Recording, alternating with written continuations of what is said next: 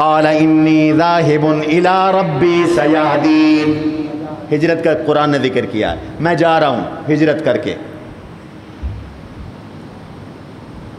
ہجرت فرما لی،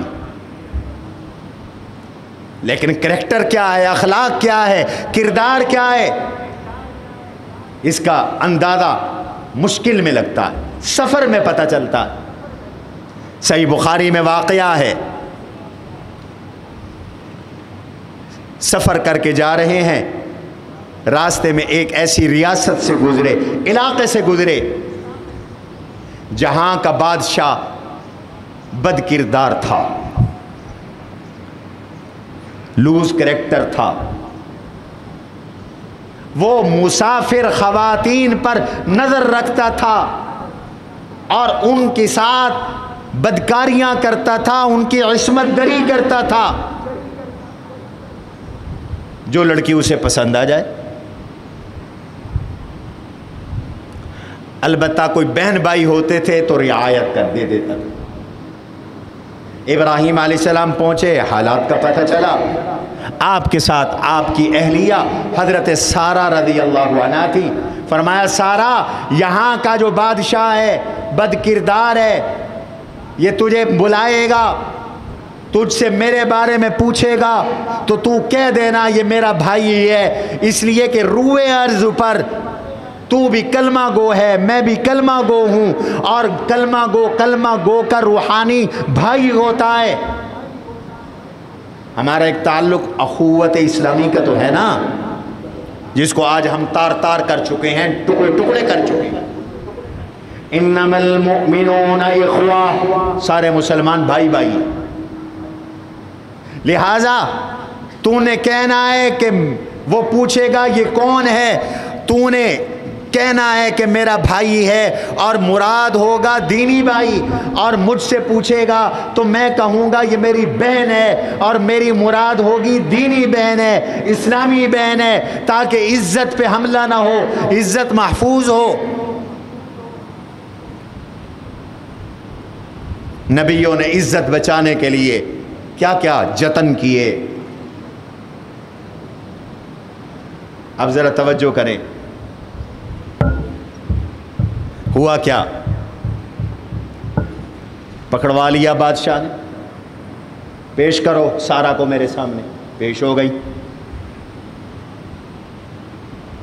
اس نے کہا کون ہے، انہوں نے بتایا.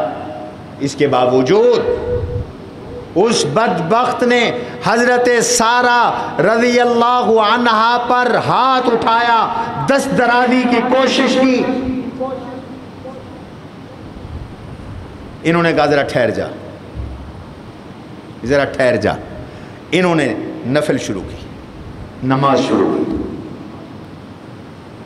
حضرت سارہ نے 2 رکعت نماز نفل پڑھی اور اللہ سے دعا کی، اللہم لا تسلط علی کافرا. بخاری شریف کی روایت، یا اللہ کسی کافر کو مجھ پر مسلط نہ فرما، اس بدبخت کو مجھ پر مسلط نہ فرما. حدیث میں آتا ہے وہ ہاتھ اٹھانے لگا حضرت سارہ پر، اس کا سانس پھول گیا، اس کو دورہ چڑھ گیا.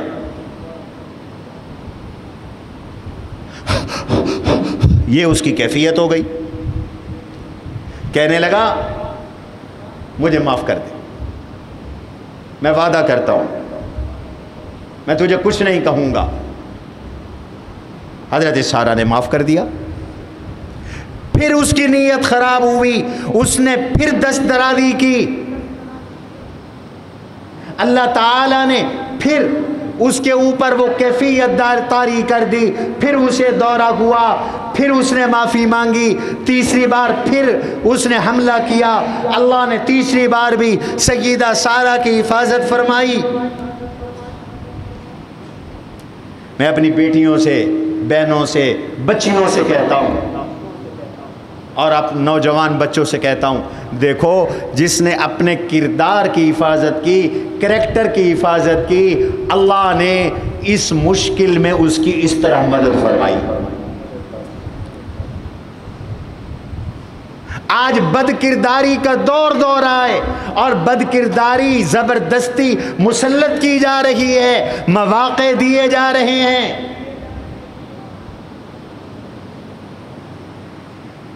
لوگ وہی قبول ہیں جو اس مزاج کے ہوں، وہ پاپولر بنائے جاتے ہیں میڈیا کے ذریعے، بے حیائی پر مبنی فلمیں، ڈرامے دکھا کر بے حیائی کو رواج دیا جا رہا ہے۔ یاد رکھو ابراہیم علیہ السلام کی تعلیمات حیا اور شرم کی۔ قد عظمت فللأمجاد بانيها ومن يسعى إلى العليا